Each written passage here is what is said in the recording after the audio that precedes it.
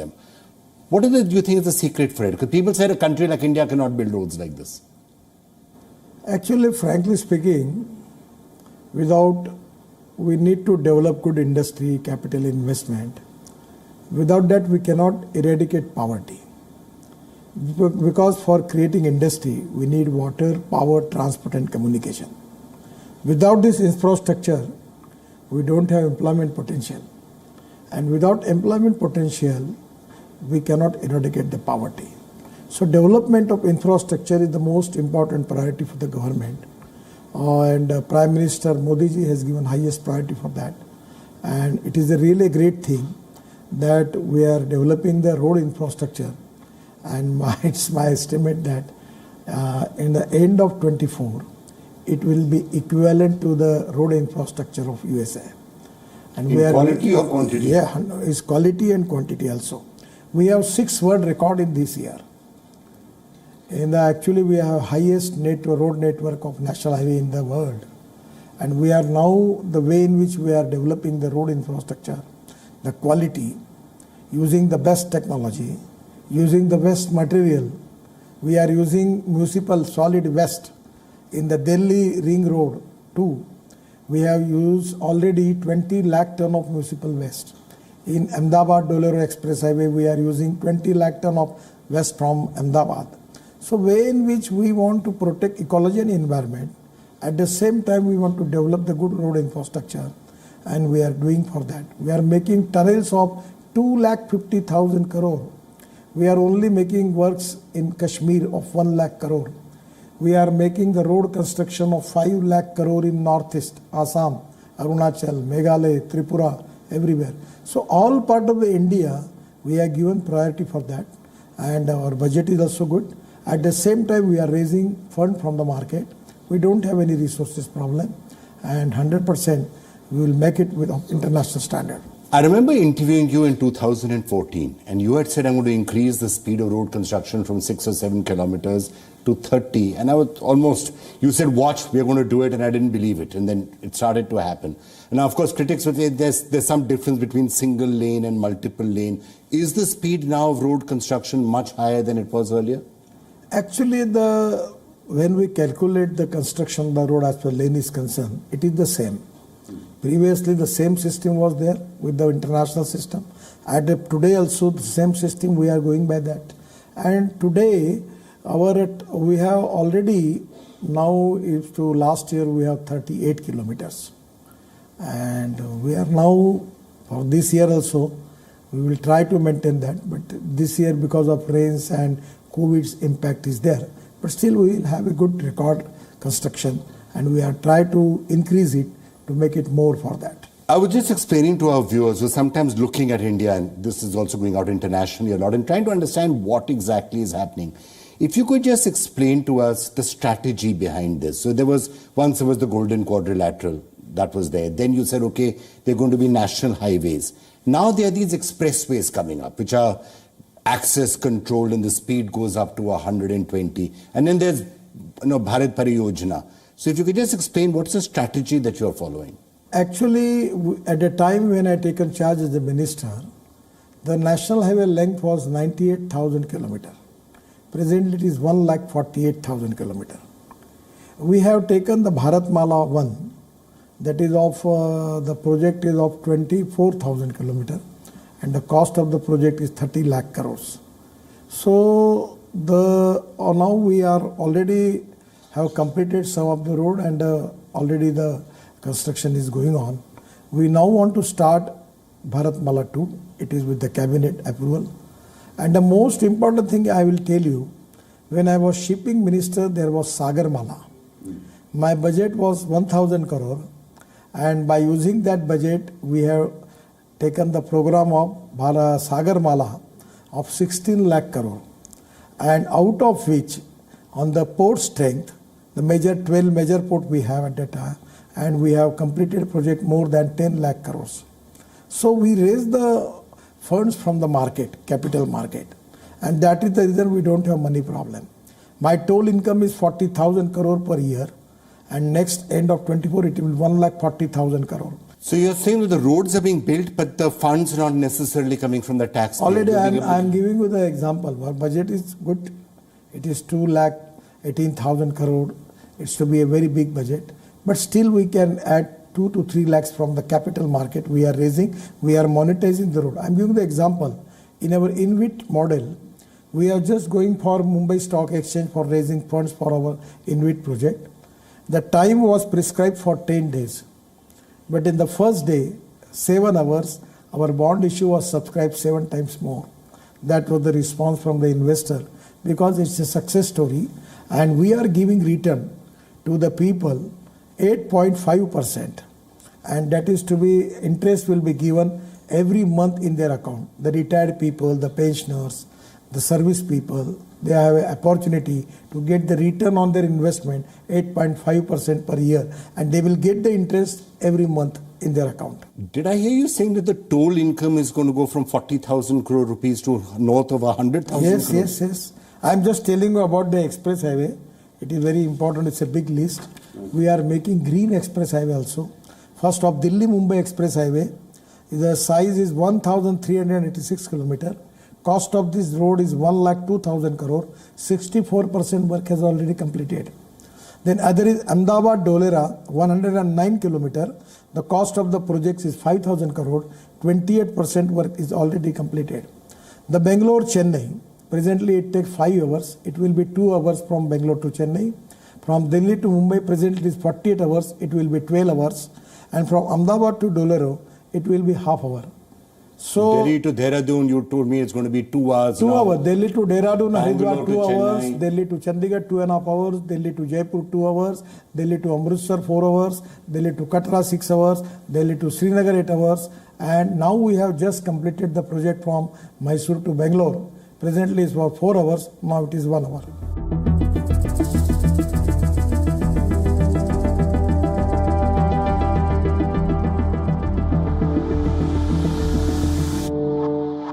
Do you genuinely feel that we are going to be in a situation 2 years, 3 years, 4 years from now where India will be a major international aviation hub and Indian airlines, various Indian airlines, will be global standard airlines, and that's what people should be flying, especially when they're coming to India?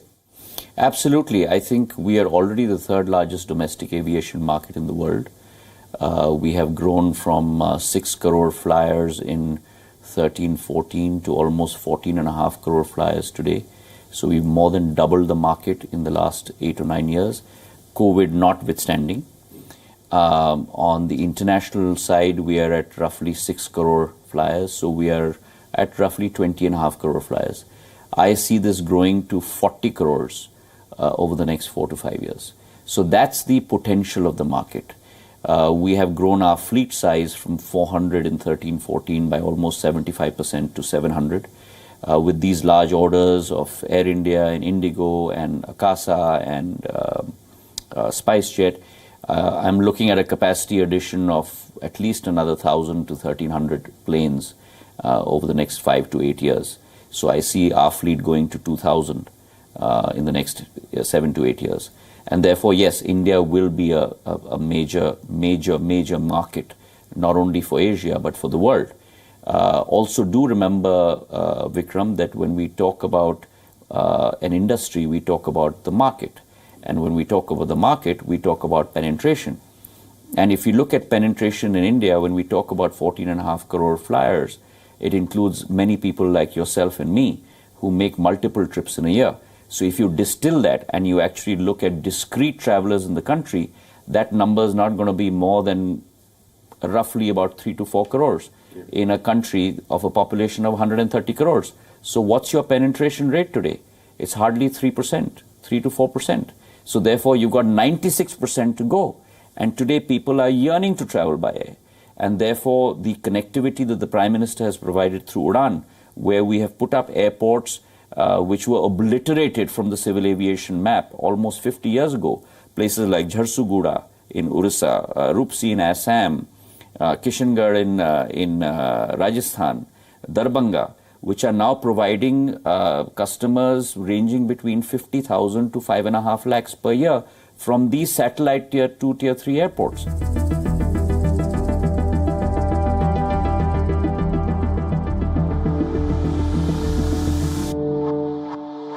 as you look at what's happening right now, especially when it comes to artificial intelligence, are you also getting the sense that we are at a tipping point? Oh, yeah, 100%. I think there's absolutely no doubt. There's incontrovertible evidence that generally the world of technology, and in particular these areas like artificial intelligence, we have reached a point where we have in a sense transformed from where there were discourses that were outliers to normal conversations, to being completely centered around everything that we say and think and do about the future. And certainly one of the areas that is galloping leaps and bounds and accelerating at a very, very rapid pace is AI and learning in particular, and the role and the influence of AI on the internet, on the tech space as we know it or as we knew it. The other question, of course, coming from an India point of view, I've also had the chance to speak to Pedro Domingos, who wrote the master algorithm. Of course. He said it seems to be a race between the USA and China right now, but countries like India have a chance. And I'm sure you feel that we have more than a chance, and that as India, we should be one of the pioneers and the leaders in AI and really have a lot of the engineers are there. The two companies doing the most in it, both of them are Indian origins. So yeah, no, look, I have absolutely no doubt in my mind, and I'm not saying this because I want to be bombastic or nor is this political rhetoric, that India will be a significant pole in the universe of AI going forward. But if we just turn to some of the specifics, one of the clear things that I think India has gone ahead of most countries in the world it's in digital technologies, and specifically the India stack. That's something that your ministry has also been driving. Are you hearing a lot of buzz about the India stack, and is that being perceived as something that gives India a technological edge? So you're right. People are recognizing the reforms that Prime Minister Modi ji did in the telecom sector. We met some senior telecom global leaders recently, and one of the global leaders actually said that he has not seen anything like this in his entire lifetime. So that's a very big statement. I mean, a global telecom technology firm saying that what's happening in India has not been, I mean, he has not seen that kind of excitement, that kind of work anywhere in his entire lifetime. So that's a big statement on what Prime Minister's reform program is today delivering in the telecom sector. The other place, of course, where India story played itself out in interesting manners on the global stage was how India was actually handling its relations with the rest of the world. The balancing act that some called it, strategic autonomy, which is what India calls it. How is India managing its relations with Russia, while at the same time being a close strategic partner of the West? You had that grand reception for Narendra Modi at that state dinner, which we saw in the United States, but at the same time, relations were maintained with other countries such as Russia. And then, of course, in the Middle East, how is India going to balance its relations between Arab countries and Israel? So all of this did play itself out in 2023 in a rather dramatic fashion. But also, India got a chance in 2023 to stamp its mark on the global stage because of a couple of very important developments. Yes, the presidency of G20, which was a very major factor. And India had to try and get some sort of a consensus when the G20 summit actually took place in New Delhi. Being the voice of the global south, to bring all the developmental issues up front, to be, as the Prime Minister said, very human-centric in our approach, and to focus on all our key priorities has been the primary aim. And all through the year, in our ministerials, we have pushed all these issues up front. We have brought them center stage. And we've pushed the India narrative, we pushed the ambition, we've pushed all our key priorities. Those are important for us. Driving strong, sustainable, inclusive growth is the key task of G20.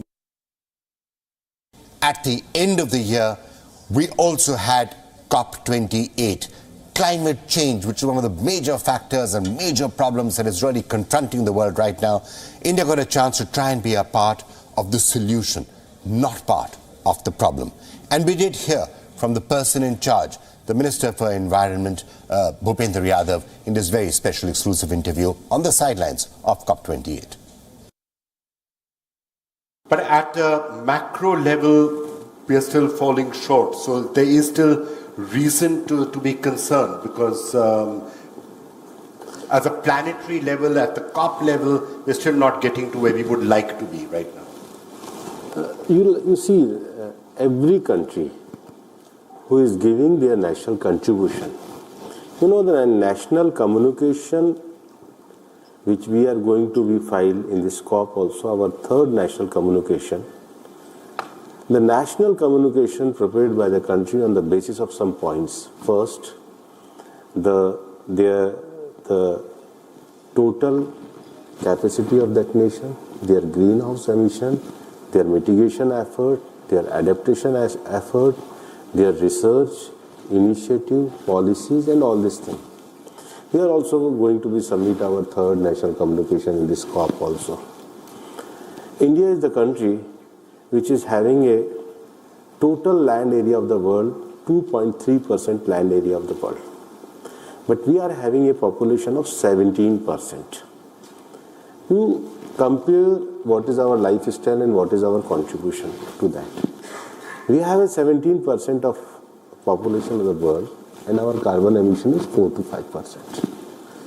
If you counted the 17% population of developed countries, their carbon emission is 60%. So that is the contribution of India. Even our historical contribution is 5%. Our per capita consumption is less than 1/3 of the world average. That is the contribution of India. Apart from this thing, you will find the other thing also.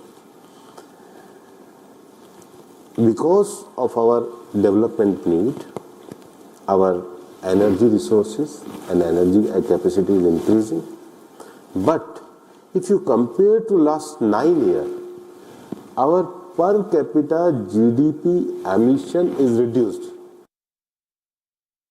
We're just staying with that international theme for a couple of minutes more. If you look ahead at 2024, what's particularly noteworthy are the number of elections that are likely to come up. Bangladesh, of course, then you're going to have Russia, you're going to have perhaps Pakistan, and then the big one, United States. In the middle of this, of course, India also has elections.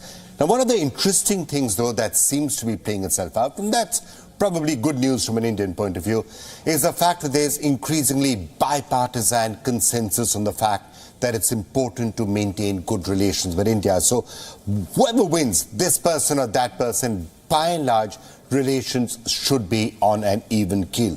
Now, not always, of course. In 2023, we did see elections in the Maldives and somebody won who is seen as being pro-China and not very pro-India, but that's likely to be, we hope, an exception to the rule.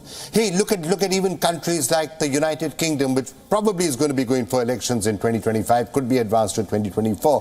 We did hear this here in this exclusive India Story exclusive from the person who's the head of the Labour Party, saying clearly we are pressing the reset button. If Labour does win, we'll have a very different relationship with India. So listen to this, and let's hope that this is the sort of theme that we're going to continue to hear all across the world. So, Kate, great to be talking to you. You seem to have just made a very major policy speech where you're saying a Labour government under your prime ministership would really be viewing India as a strategic partner, will be breaking from the shadows of the past and trying to build a strategic relationship. Yeah, strategic relationship is exactly the right description. A UK-India strategic partnership, which can bring with it economic security, really important, but also climate security and global security. So we're talking about something which is truly strategic, truly a partnership, looks forward, not backwards, recognises our shared history that we have, but actually looks at a modern India and a modern UK and the next chapter of the journey that we can take together.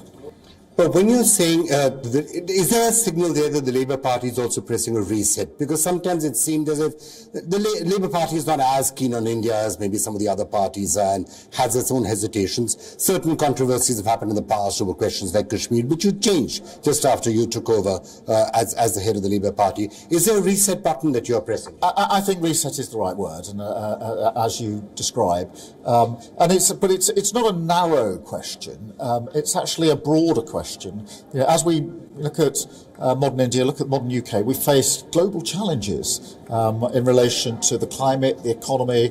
We've just been through COVID, and both India and the UK helped massively with the rollout of the vaccine. There are things now that I think have changed the context and allow us to say we move forward from here, as I say, looking forward, not backwards. But not everything moved smoothly on the international front, especially with Canada. There was quite a ruckus after Justin Trudeau walked into the Canadian Parliament and accused India of assassinating a Khalistani terrorist on Canadian soil. And then, of course, we had similar allegations being made by the United States, saying that they had foiled a plot on the assassination of Gurpatwant Singh Banoon. Now, obviously, this became a major issue, and it has continued to be an issue. Didn't become as much of a sticking point with the United States as with Canada, perhaps because the US handled it differently and the stakes are higher. But certainly it is an issue that has come to dominate headlines in 2023. Now, one of the things that we on the India Story did talk about is that, look, whatever your views may be on targeted assassinations and what actually happened in Canada and what actually happened in the United States, it is certainly time that countries everywhere, including in places like the US and Canada and the UK, pay some attention to the problems of Khalistani terrorists. The fact that you can't really allow people under the guise of the freedom of speech to threaten Indian diplomats, to attack Indian high commissions and Indian consulates, to threaten to blow up planes, to make threats against the Prime Minister. These are not things that are actually covered by the freedom of speech, and the fact that many countries in the West need to do a lot more to counter this particular issue. It did become a subject of many, many shows that we did, including a trip that we made to London to speak to the Indian High Commissioner out there, who showed us where Khalistani radicals had actually attacked the High Commission. We also spoke to moderate Sikhs who said that they felt threatened by Khalistani gangs who were coming, making threats to them, threatening to attack their families. Yes, so we did cover all of that, and we also expressed our own views on this subject in no uncertain terms. This entire situation isn't going away anytime soon, and there are some indications that further escalations could take place, like India potentially taking Canada to international bodies for supporting terrorism. That could be on the cards. Now, why is all of this happening? Look at the state of the world. The war in Ukraine, the war between Israel and Gaza, the threat of Chinese aggression in East Asia, the emergence of a powerful anti-Western axis between China, Russia and Iran. The last thing that the West probably wanted was a major crisis with India, thanks to a still unsubstantiated allegation made by this man, Justin Trudeau. It's frankly not what India wanted either, but I can tell you one thing. I strongly, strongly doubt that India will be ready or able to blink on this issue. And that's probably something that the West should keep in mind. Why, you ask? Well, actually, that question was repeatedly asked to me on a recent trip to the United States, including by many seasoned India watchers. They were all somewhat surprised by the very hardline Indian response to Canada. And this is what I told them. I told them it's not about Niger. It's about the attitude of countries like Canada to terrorists who target India and Indian interests. And that includes Indian diplomats. Look, terror is a red line for India. It is a red line for many countries around the world. I mean, look at the way that America and most countries in the West are responding to the Hamas terror attack on Israel. That includes Justin Trudeau, by the way. Take a look at his reaction. They all say Israel has a right to defend itself against terror. That's why they are supporting the strikes on Gaza, strikes that have killed thousands and thousands of civilians. It's terror, they say. it must be dealt with. It was the same stance when it came to Afghanistan, to Syria, to ISIS, to Iraq. You get the picture. Now, India asks, and has been asking for a long time, where do those principles go when it comes to terror that targets India? Now, it has to be said that the West has finally become sensitive to Islamist or jihadi terrorism that targets India. Groups like the Lashkar-e-Toiba or Jaish-e-Mohammed, they have been referred to, even in recent statements by American leaders, for example, they're talking about the Lashkar-e-Toiba and groups like that. And that may well be because jihadi terrorism affects the West as well. But let's not forget, there are other forms of terror too. And let's talk directly about Khalistani terrorism. A lot of people died as a result of Khalistani terror. 20,000, 22,000, something like that in the 80s and 90s. A lot of people died. And yes, it is a big deal in India, including in the Punjab. You can imagine how much it angers Indians when people seek to revive that, especially when those people aren't even in India. They are stirring up trouble in India from safe havens and comfortable homes in places like Canada or the UK or the US for that matter. Punjab itself, you must remember, is peaceful. No one wants Khalistan there. No one wants a return to those bad days of terrorism and violence. These are outsiders seeking to restart that bloodshed all over again. No wonder there is such a strong Indian reaction when countries like Canada just turn a blind eye to that terrorism. And it's not just today. It's been happening for 40 years.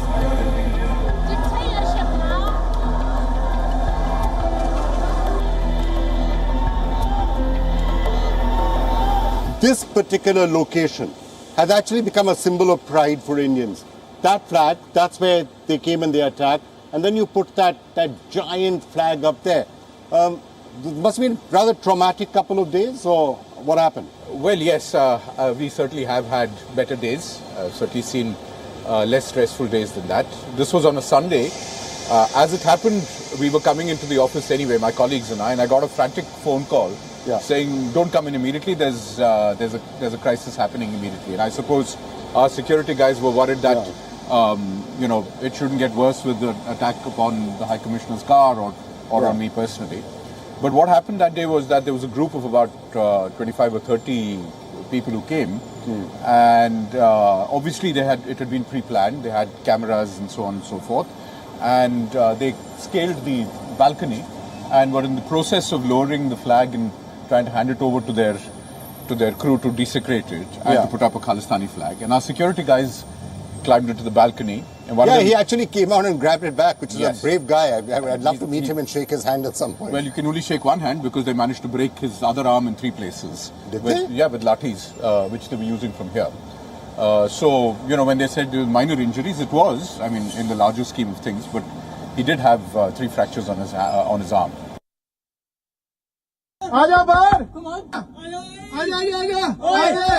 Khalistani आगे आजा बाहर आजा बाहर आजा बाहर आना मत हमला हो गया call police please call police. Well, bullying and intimidation can of course take different types. Somebody who's really been facing it far more directly, Harman Singh, who's here with us, and his wife Khushi. These are parts where the Indian community is, and the Sikh community are, and others are. He's been speaking out very vociferously against Khalistan, as is she, and they've had to pay some price. They've had multiple attacks. How many attacks have you had? Total 4 attacks. And they've come and they've tried to attack this particular restaurant where I'm sitting. Just tell us a little bit about what's been happening with you. I posted first video as my daughter asked me questions after seeing a lot of things happening online about Khalistan, and the Khalistanis are doing a lot of referendum and burning Indian flags and attacking Indian embassies, high commissioners all over the world. So she asked me a question, Ted, what's happening? So I told her this Khalistan movement was there in India way back, 40 years back. It was dried down, but right now they wake up again from other countries, all these people who want Khalistan, like in Canada, England, Australia. They wanted a separate city or separate land in India called Khalistan. And my question to them is, if you want Khalistan, you go back and fight your war there. Why are you fighting here? You will fight here. You will raise your voice here. Then, because there's not much resonance in India. There's no resonance in Punjab. Yeah. Amritpal Singh was arrested, Yeah. taken away, hardly been any protest. So that it seems to be more resonance here. Yeah. So you came out and you spoke about that. Yeah. Then what happened? I spoke about that. If you want, go back and ask for your rights. If things right, ask there, because you are speaking aloud, and innocent Sikhs will be killed back in India. Because you are here, nobody can touch you. But if sentiments go wrong, they will be killed, like what happened in 1984. That was a true fact. And they got agitated with this. That video went viral for 2 million views in 2 days. And I started getting calls, take the video down, otherwise they'll kill you. They start trolling me, my family, putting my wife's photo, my daughter's photo online, body shaming, rape threats, and calling me every day, take out the video, otherwise we'll kill you. I took it lightly initially. But after some days, some 5 guys came in my restaurant and they attacked my restaurant with Khalistan Zindabad slogan and asked my guests to bring my guests out from the restaurants. All right, let's now turn our attention to the world of sport in 2023. And let's face it, 2023 was eventually a rather disappointing year when it came to the men's cricket team. They flattered to deceive at the World Cup, of course, where they won every match and then went down rather tamely in the final to Australia. And then they did the same thing in the World Test Championship, and the year ended with a rather disappointing defeat to South Africa. So the men's cricket team, a lot of promise, but didn't entirely deliver. But the rest of the Indian sporting prowess was very much on display in 2023, and I have to say it was a really good year.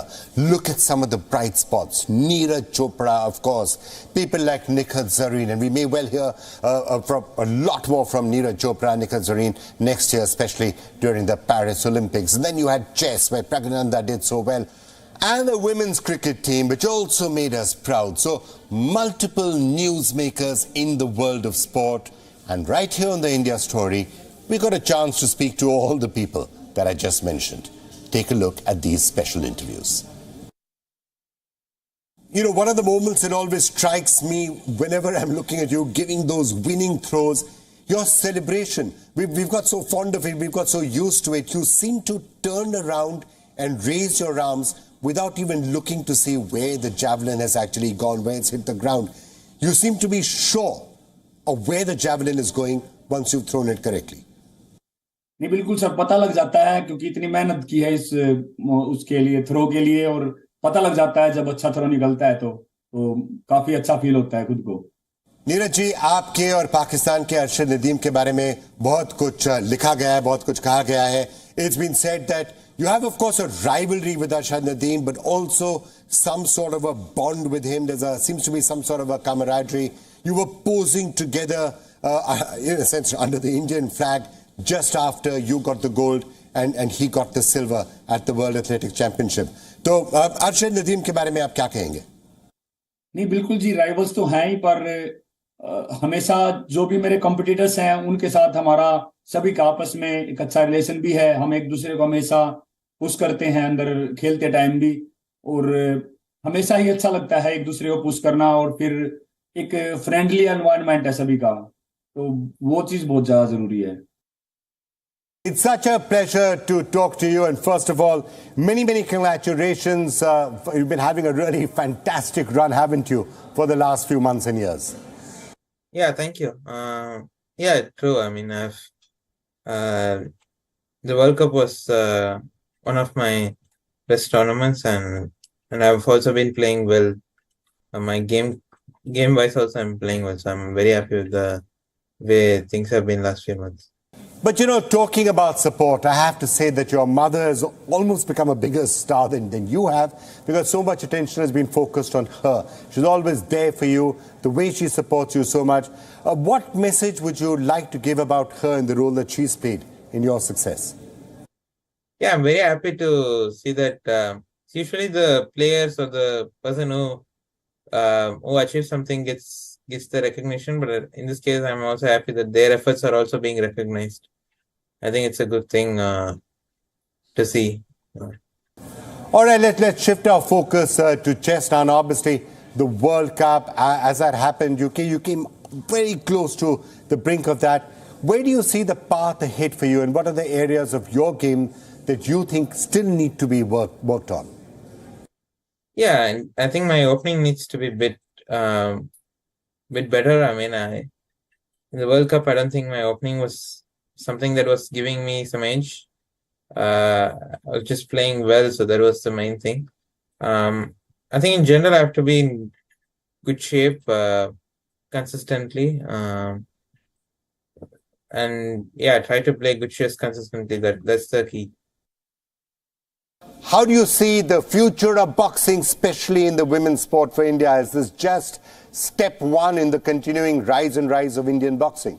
It feels great to be twice world champion and win back-to-back gold medal for my country. And definitely the kind of support we are getting from Federation, from SAI and from TOPS and Government of India. And I see this is just a start. And I believe we have a lot of things to coming up in the future. We have before we were 44th at world ranking. Now we are at 3rd, and in this world championship we won the team championship. And I think in London Olympics we won 1 bronze medal. In Tokyo we won 1 bronze, and I think in Paris we're gonna rock it. All right, Nikhat, you said we're going to rock it in Paris, and we have no doubt that you will rock it in Paris. But any specific targets that you and your other teammates have set in your mind when it comes to the Olympics, when it comes to the Asian Games, when it comes to other major championships? What level do you think India can actually get to? Before we have a lot of talent in boxing. We are very much talented boxer we have in India.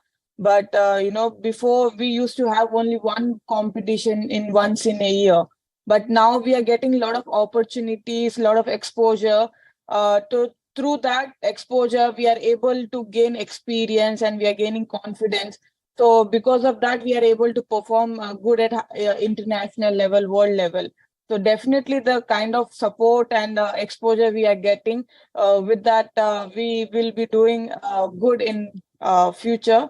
I see boxing, women boxing especially, has a bright future. One of the big things that happened with the IPL was the base. Not everyone can play for India, but a lot of people, especially in Tier 2, Tier 3, in rural areas, started to feel that the money which we can get from the IPL means that it's a viable career for us. So a lot of people started to take to cricket in the men's game from all sorts of parts of the country where cricket wasn't necessarily a major focus before. Do you see the same process now being repeated with the women's game, with the WPL? A lot of girls in different parts of the country saying, I also want to play cricket, and it doesn't matter if I can't get to play it for India, I still have a viable career.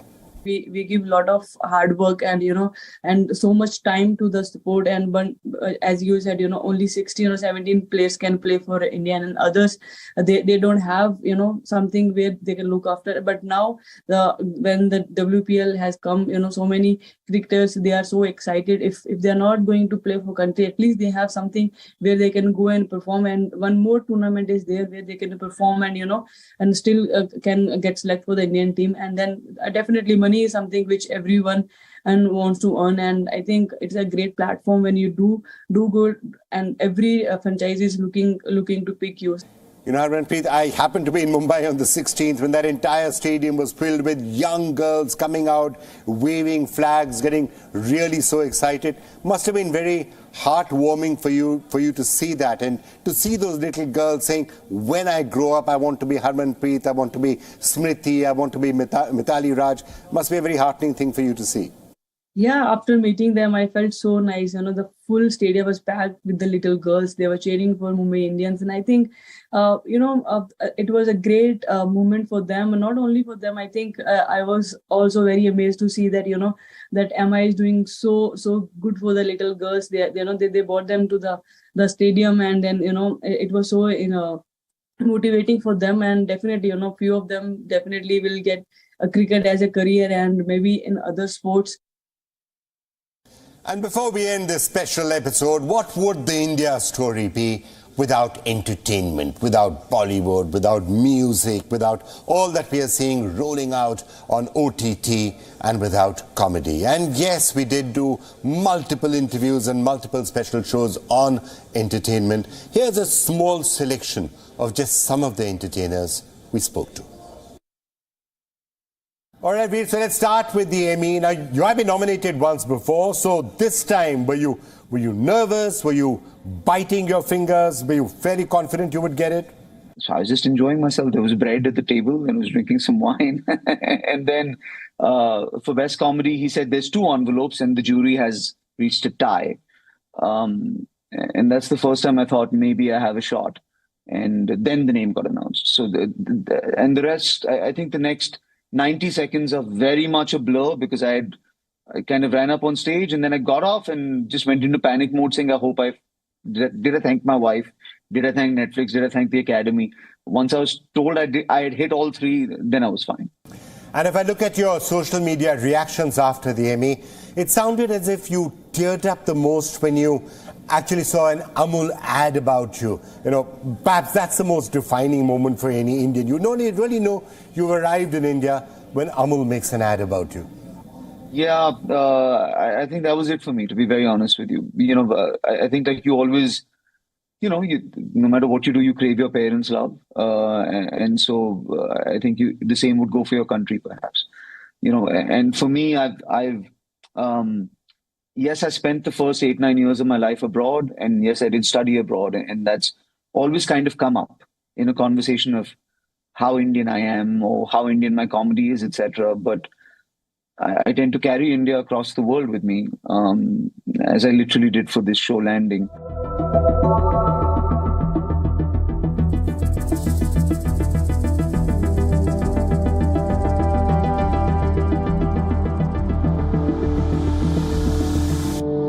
Well, we are now in the era where when you're really sitting and waiting for a piece of content to come out, it doesn't have to be a film that you're waiting for. It can be a series. And one of the most awaited series in quite some time, The Railwaymen, about to be out there on Netflix, big budget, impactful, and based on an event that has left a scar on the collective psyche of the nation, the Bhopal gas tragedy of 1984.